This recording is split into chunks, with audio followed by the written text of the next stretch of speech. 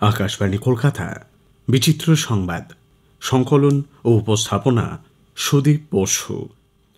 নতুন প্রজন্মের কাছে রেস্তোরাঁয় খাওয়া দাওয়া করা এখন তো খুব সাধারণ ব্যাপার।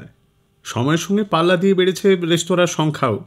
চাইনিজ, মোগলাই থেকে কোরিয়ান খাবার কত কি না মেলে সেখানে। তবে সমস্যাও রয়েছে সেখানেই। রেস্তোরাঁয় গিয়ে কি খাবেন সেটা ভাবতেই নাকি নাজেহাল এই প্রজন্ম। অন্তত ব্রিটেনের একটি সংস্থার করা সমীক্ষা তো তাই বলছে।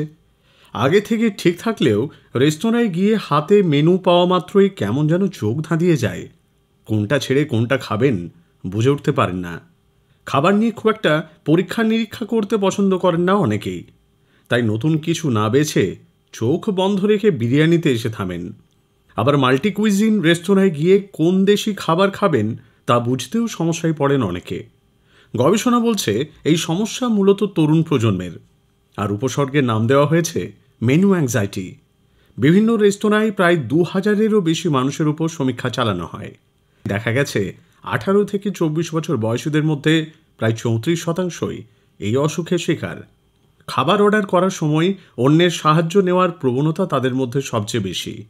অচেনা কোনো খাবার অর্ডার দিয়ে খেতে না পারলে সেই খাবার আর টাকা দুটোই নষ্ট হবে সেই ভাবনাও কাজ করে মাথার মধ্যে। প্রাথমিকভাবে মেনু অ্যাংজাইটির নেপথ্যে এইসব বিষয় রয়েছে বলে মনে করছেন মনোবিদেরা। দিব্যি কোলাহলপূর্ণ এক শহর, জমজমাট শহরটি একসময় চীনের জেজিয়াংয়ের রাজনৈতিক এবং অর্থনৈতিক কাজকর্মের কেন্দ্রবিন্দু হয়ে উঠেছিল। নাম শিচেং। সেই শহরটিকেই নাকি হ্রদের জলে ডুবিয়ে দিতে বাধ্য হয়েছে সেদেশের সরকার, তাও 130 ফুট গভীর জলে। চীনের কিয়ানদাও হ্রদে হারিয়ে যাওয়া প্রাচীন শহরটি লায়ন সিটি নামেও পরিচিত। হয়েছে কি, 1959 সালে একটা জলবিদ্যুৎ কেন্দ্র স্থাপনের জন্য বাঁধ নির্মাণের প্রয়োজন ছিল। চীন সরকার ঝেজিয়াং প্রদেশের শিচেং শহরের উপকণ্ঠে বাঁধ নির্মাণ করবে স্থির করে। জলবিদ্যুৎ উৎপাদনের জন্য হ্রদের প্রয়োজন, কিন্তু জেজিয়াংয়ে তেমন কোনো হ্রদ ছিল না। বাধ্য হয়ে কৃত্রিমভাবে হ্রদ বানাতে শুরু করে চীন। শিচেং শহরটি ছিল 5 লায়ন্স পর্বতের পাদদেশে, চারিদিক পাহাড় দিয়ে ঘেরা। তাই চীন সরকার সে সময় ওই শহরটিকে হ্রদে পরিণত করার মনস্থির করে। শহরের মধ্যে দিয়ে বয়ে যাওয়া জিনান নদীকে কেন্দ্র করে এই হ্রদ বানানো হয়েছিল।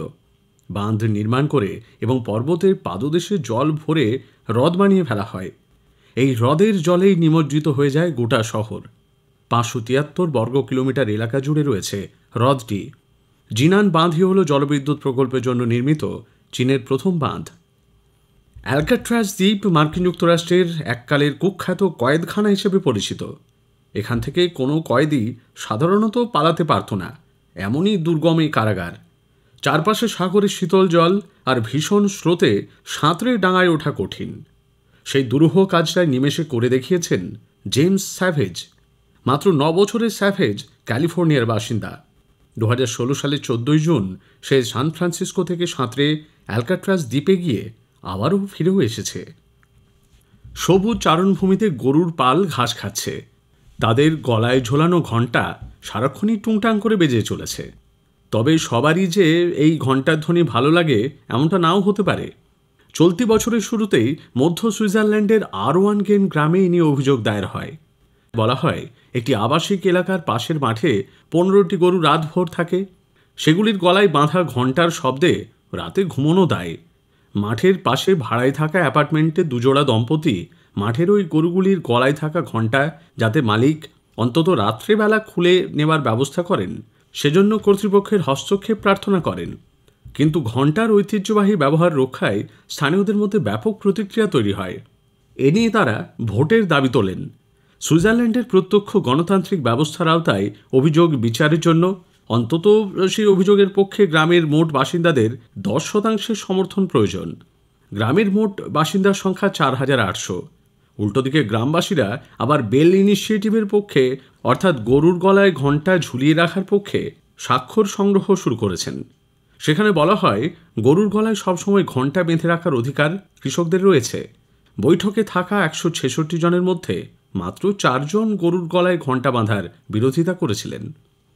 বিচিত্র সংবাদ শেষ হল। সংকলন ও উপস্থাপনা সুদীপ বসু।